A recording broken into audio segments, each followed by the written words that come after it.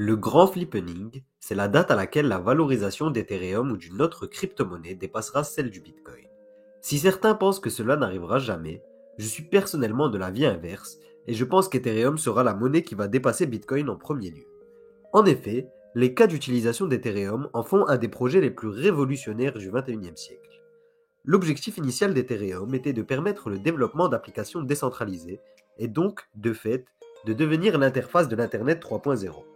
Si la concurrence s'annonce rude, Ethereum a su jusqu'à aujourd'hui conserver sa place de leader. Et durant le mois de septembre, on a vu plusieurs rapports affirmer que le cours du token ETH pourrait littéralement exploser dans les prochaines semaines. C'est notamment l'avis de Raoul Pal, ancien de Goldman Sachs, qui affirme que l'ETH atteindra un cours d'environ 20 000 dollars minimum à la fin du bull run qui devrait intervenir selon lui d'ici mars 2022.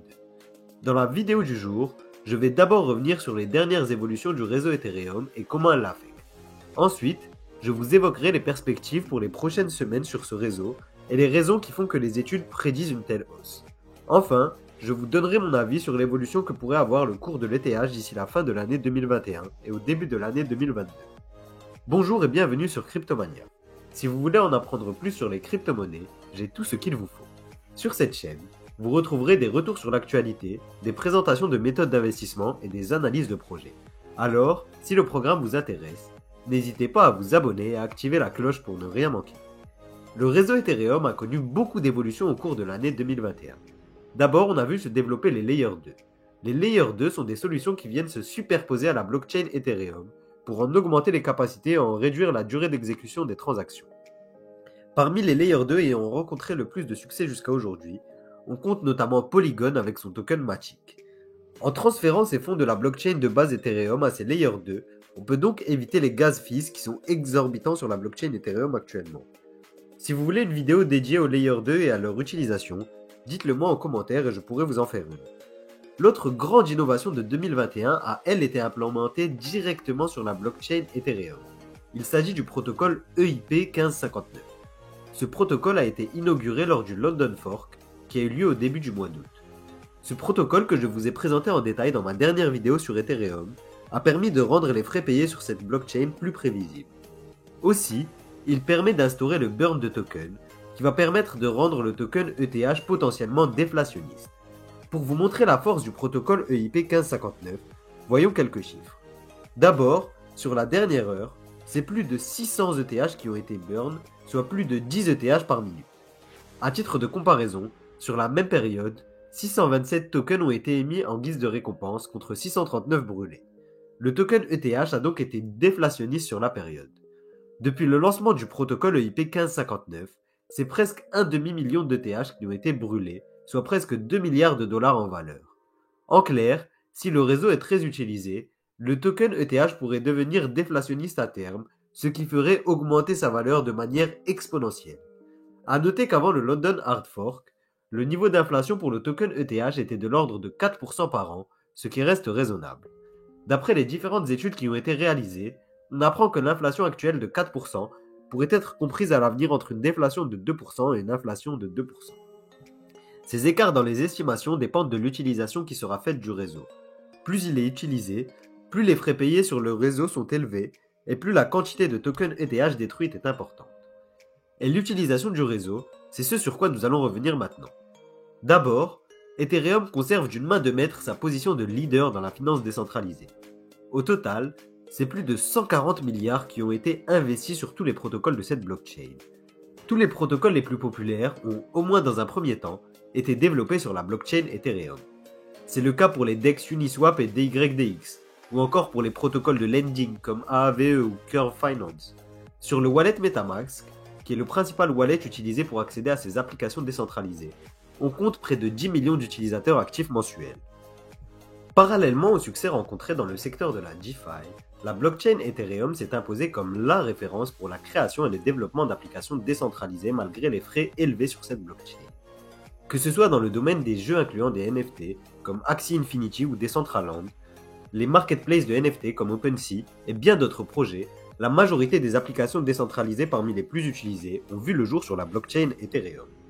Mais la plus grande avancée que connaîtra le réseau Ethereum en 2021 n'est pas encore intervenue aujourd'hui. Vous la connaissez sans doute, puisqu'il s'agit d'une des évolutions les plus attendues toutes blockchains confondues. Il s'agit du passage à Ethereum 2.0, qui verra muter la blockchain actuelle en Proof of Stake avec des mineurs comme pour le Bitcoin, vers une blockchain en Proof of Stake beaucoup plus rapide, économique et écologique. Cette blockchain en Proof of Stake est appelée la Beacon Chain. La mise à jour d'Ethereum 2.0 ne pouvait pas mieux tomber à l'heure actuelle, où les questions concernant la pollution générée par les crypto-monnaies est au cœur des discussions.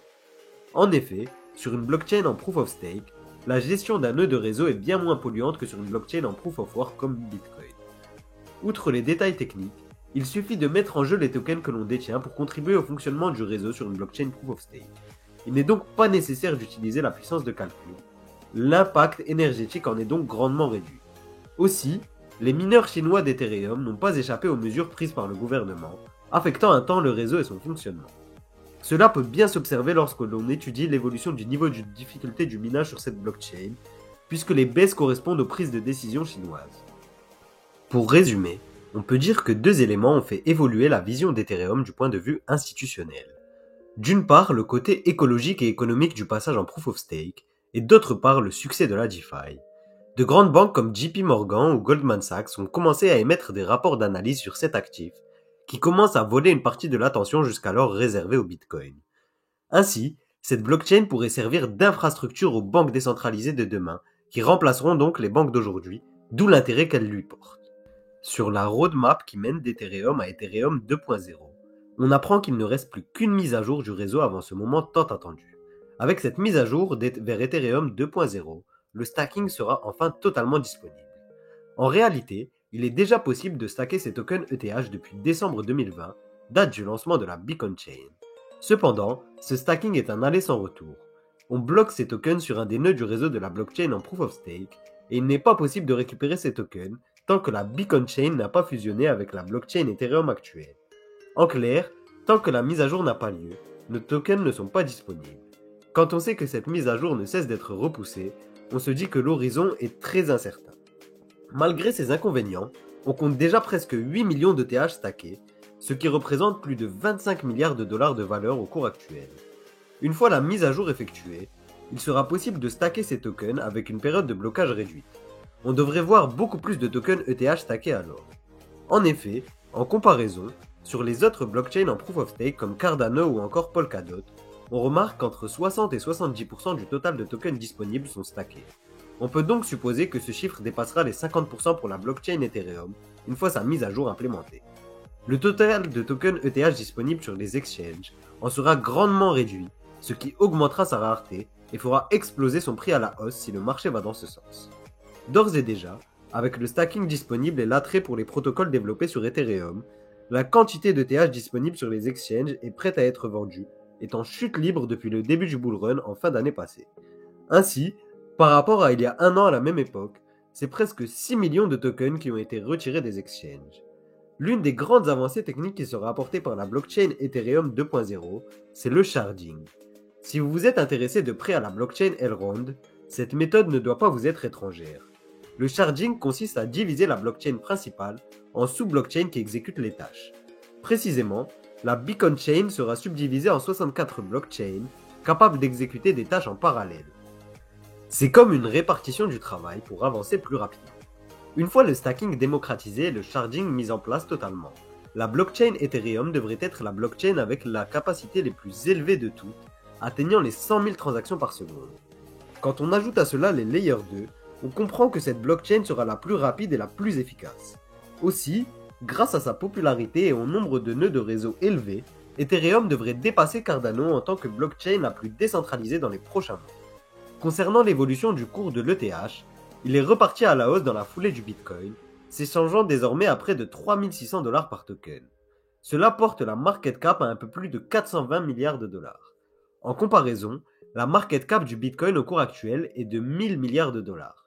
Ethereum pèse donc un peu plus de 40% de la market cap du Bitcoin.